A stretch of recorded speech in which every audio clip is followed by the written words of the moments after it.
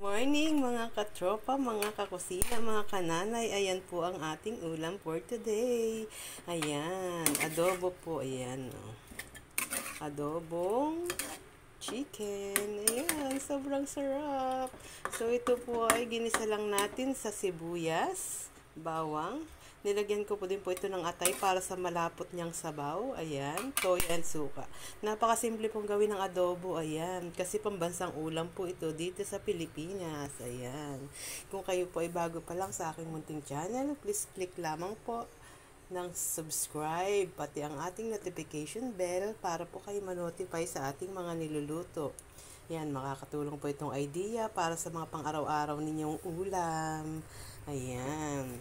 So, ngayon hindi na ako nagluluto kasi nang simula sa umpisa. Kaya nakikita po natin ay yung paluto na. Kasi po, puno na yung ating cellphone. Ayan. Sana makabili na tayo ng bagong unit para nakakapag-share tayo from the start to end ng pagluluto. Ayan. So, ayan po siya. Ayan. Yummy, yummy. Ayan. Sobrang sarap po niyan kasi ayan po yung sabaw kung mapapansin mo. Sobrang lapot po niyan. Ayan. Sobrang sarap. Ayan. Thank you guys sa panonood. Maraming salamat. Bye-bye. God bless. And sana po may ulam din sila sa ating hapagkainan.